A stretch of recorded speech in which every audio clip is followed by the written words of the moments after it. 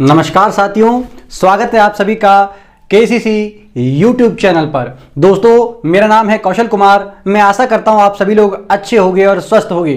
तो क्या आप लोग तैयार हैं? आज हम आपको हिस्ट्री की सीरीज का ये वीडियो का आपका पार्ट 12 कराने वाले हैं। जी हां दोस्तों, ये आपका 12th पार्ट होने वाला है और सेकेंड यूनिट हम लगभग आपको करवा रहे हैं हिस्ट्री के अंदर। जी हाँ दोस्तों, हम आपको करवा रहे हैं एंशिएंट हिस्ट्री, यानी कि प्राचीन भारत का इतिहास। दोस्तों, इसमें हम काफ़ी सारी जानकारी आपको दे चुके हैं। हमने स्टार्ट किया था वैदिक काल। वैदिक काल के बारे में हमने आपको बताते हुए बताया था कि वैदिक काल को हम दो भागों में बांट सकते हैं, एक ऋग्वैदिक काल और एक उत्तर ऋग्वैदिक काल या उत्तर वैदिक काल के नाम से भी जिसको जाना जाता है। तो दोस्तों, इसमें हमने सबसे पहले आपको ऋग्वैदिक काल की विशेषताएं बता दी थी। आज हम आपके लिए कुछ इंपॉर्टेंट चीज लेके आए हैं जहां पीटी में बहुत अच्छे क्वेश्चन आपके बनते हैं, मतलब यहां से क्वेश्चन आने के चांस ज्यादा रहते हैं। यानी कि जो पीटी होगा आपका प्री एग्जाम होगा यूपीएससी या पीसीएस का, या फिर आपका वनडे एग्जाम कोई भी है ना, गवर्नमेंट एग्जाम का, मतलब गवर्नमेंट जो कॉम्पिटिटिव एग्जाम्स हैं उनमें भी यहां से क्वेश्चंस आते हैं। जैसे आप देख रहे हैं कि उस समय पर जो हमारा वैदिक काल था या ऋग्वैदिक काल था, उस समय पर कुछ प्रमुख शब्दावली क्या हुआ करती थी, उन प्रमुख शब्दावली को ही वो पूछ लेते हैं कि इसका क्या मतलब होता है। और कभी कभी ये मिलान करने के लिए, मैच करने के लिए या fill in the blank type में भी वनडे एग्जाम में आ जाता है। लेकिन पीसीएस और यूपीएससी लेवल के एग्जाम में जब भी इनको पूछा जाएगा तो ये जोड़ी बनाने वाले प्रश्नों में पूछे जाते हैं। तो चलिए स्टार्ट करते हैं इस वीडियो के पार्ट को। और सबसे पहले हम आपको बताते हैं कि वैदिक काल में उस समय जो प्रमुख शब्दावली थी वो क्या थी। जैसे आपका क्या है, गोप्ता। तो गोप्ता को क्या कहते थे? राजा। ऐसे ही आपका गैविस्ट, गैविस्ट मतलब होता है युद्ध, युद्ध करना। और अघन्या, ये शब्द पूछा गया है, तो इस बात को आप प्लीज ध्यान रखिएगा। पीसीएस के पेपर में भी कई बार पूछा गया और यूपीएससी में भी इस प्रश्न को पूछा गया। जोड़ी बनाने वाले प्रश्नों में यह आया था कि अघन्या का क्या मतलब है। तो उस समय पर अघन्या गाय को कहा करते थे, ठीक है ना। और मैंने आपको बताया भी था कि वैदिक काल में गाय को एक पवित्र पशु माना जाता, जैसे कि हम आज भी मानते हैं, और इसको ना मारे जाने वाली पशुओं की कैटेगरी में रखा गया था। और यदि आप गाय वगैरह की हत्या कर देते हैं तो उस समय पर या तो आपको मृत्युदंड और दूसरा देश निकाला भी आपको दिया जा सकता था। तो इस प्रकार की सजाएं हुआ करती थी। साथ ही देखिएगा आपका क्या, ये गोधुली। गोधुली का मतलब समय, यानी कि जो हम टाइम कहते हैं ना कि इतना समय हो गया है या 2 साल हो गए, 4 साल हो गए, तो उसको हमारा क्या कहते थे? गोधुली कहते थे। ऐसे ही हमारा क्या था, ये गवयुति। ये हमारा गवयुति का मतलब क्या है? गवयुति मतलब दूरी, मतलब डिस्टेंस वगैरह, हम जो दूरी मापते हैं 1 किलोमीटर 2 किलोमीटर, इस प्रकार से दूरी थी, उसको क्या कहते थे? गवयुति कहते थे। ऐसे एक आपका शब्द आता है मेहंत, सॉरी गोहंत। गोहंत का मतलब क्या था? अतिथि, मतलब जो मेहमान वगैरह आते हैं, जो हमारे गेस्ट आते हैं, उनको गोहंत उस समय पर कहा जाता था। ऐसे ही आपका कुल, कुल का मतलब है परिवार, ग्राम का मतलब गांव, और विश, जी हाँ दोस्तों, विश का मतलब होता है हमारा क्या? गोत्र। आप लोगों को पता है कि जो हमारी जातियां होती हैं उन जातियों की भी उपजातियां होती हैं। यानी कि ये आप ब्राह्मण समाज में आप देखेंगे तो काफी सारे लोग ब्राह्मण होते हैं, लेकिन ब्राह्मणों के अंदर भी कुछ उप कैटेगरी होती हैं, उपजातियां होती हैं। यानी कि किस गोत्र से आता है कोई, ठीक है ना। जैसे कि कुछ लोग शुक्ला पंडित होते हैं, ऐसे करके, ठीक है। चलिए आगे देखेंगे आपका, तो पता चलेगा आपका राष्ट्र। राष्ट्र को उस समय पर मतलब आपको पता ही देश कहते हैं, और जन का मतलब होता है लोग, यानी कि जनता, आम जनता। तो आई होप आपको ये इंपॉर्टेंट शब्दावली समझ में आई होगी, क्योंकि यहां से कई सारे क्वेश्चन पूछे जाते हैं, तो प्लीज इसको आपको ध्यान में रखना है। और यहां से भी कई बार क्वेश्चन पूछा गया है, लास्ट टाइम भी इसमें पीसीएस वगैरह में जोड़ी बनाने के प्रश्न में ये पूछे गए हैं, तो प्लीज थोड़ा सा ध्यान रखिए। यूपीएससी के अंदर भी इस प्रकार के सवाल पूछे जाते हैं। और ये सवाल ना ध्यान रखिएगा, आपका मतलब जोड़ी बनाने वाले जो प्रश्न होते हैं उनमें ज्यादातर आते हैं, ठीक। तो चलिए बात करते हैं सबसे पहले कि प्राचीन समय में नदियों को क्या कहते थे और वर्तमान में उनका नाम क्या है। जैसे कि आपका कुबू, जी हाँ, कुबू जो आपकी नदी है वो प्राचीन टाइम में इसका नाम था, लेकिन वर्तमान समय में इसका नाम क्या है? कुर्रम। और ये कहां पर बहती है? अफगानिस्तान के क्षेत्र में बहती है। ऐसे ही आपका है आपका कुंभा या कुभा। ये कुंभा या कुभा नाम की एक नदी है। प्राचीन समय में इसका नाम ये था, वर्तमान में इसको काबुल नदी कहते हैं, और ये आपका अफगानिस्तान क्षेत्र में बहती है। एक है आपका ये विस्तास्ता या फिर विस्ताता, ठीक है ना, विस्तास्ता या फिर विस्ताता। ये इसको झेलम को पहले कहते थे विस्तास्ता नदी, और ये जम्मू कश्मीर के क्षेत्र में आपको प्रवाहित होती है, आपको पता ही है। एक है आपका आस्किनी या अस्किनी, ठीक है ना। आस्किनी या अस्किनी कहीं कहीं मतलब प्रोनाउंसिएशन या थोड़ा बहुत मात्राओं में हेरफेर हो, तो आपको घबराने वाली बात नहीं है, थोड़ा सा उसको अंडरस्टैंडिंग लेके चलना, ठीक है ना। तो आस्किनी नदी मतलब चिनाब नदी को कहते थे, और ये आपको पता है हिमाचल प्रदेश के क्षेत्र में बहती है। ऐसी आपका पारुष्णी नदी, पारुष्णी नदी को क्या कहते हैं वर्तमान समय में? रावी। ये हिमाचल प्रदेश के क्षेत्र में बहती है। ऐसे ही ये नदी सुरतुड़ी, ये पूछा गया लास्ट टाइम सुरतुड़ी नदी को लेकर, ठीक है ना, पीसीएस यूपी पीसीएस की बात कर रहा हूं मैं आपको।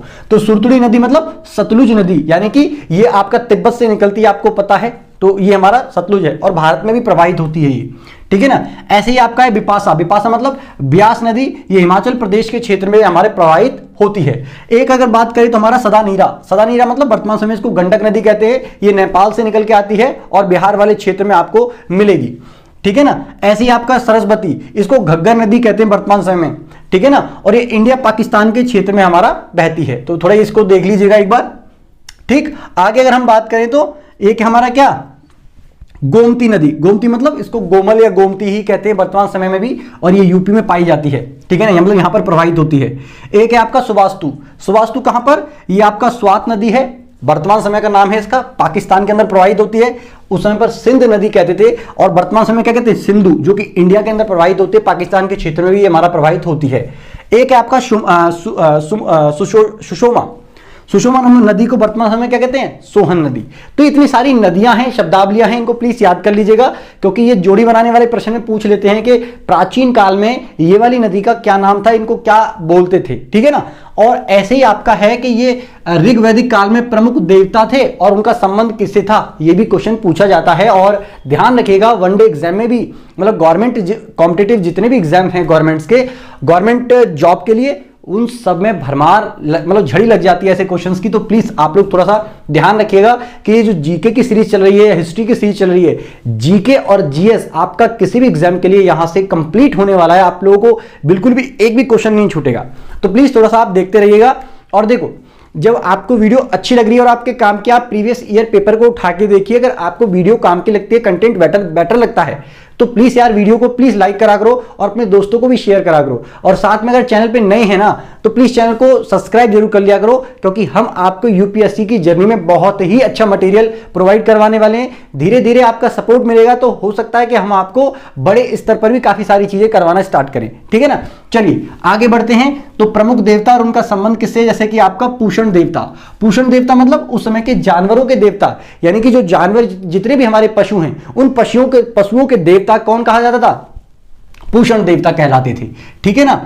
तो अब दूसरा क्या, अग्नि, अग्नि मतलब ये ईश्वर और मानव के बीच में मध्यस्थता का काम करते थे, बिचौलिया का काम करते थे एक तरीके से।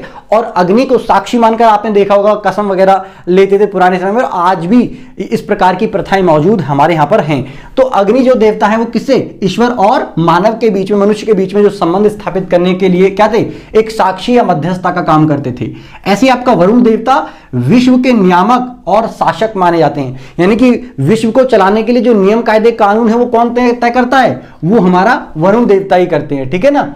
ऐसी उषा, तो ये हमारे प्रगति और उत्थान के देवता हैं, कि जब आपको प्रगति वगैरह करनी होती है या उत्थान करना है, किसी भी चीज में प्रोग्रेस करनी है, तो इनकी पूजा पाठ या यज्ञ हवन वगैरह करके इनकी मतलब पूजा पाठ वगैरह करते हैं, अर्चना भी करते हैं, ठीक है ना। आगे देखेंगे तो हमारा क्या, मारुत, मारुत या मारुति आपने सुना होगा, ठीक है ना। ये कौन है, आंधी या तूफान के देवता, ठीक है ना। एक तरीके से इनको आप क्या कह सकते हो, वायुदेव भी कह सकते हो, ठीक है ना।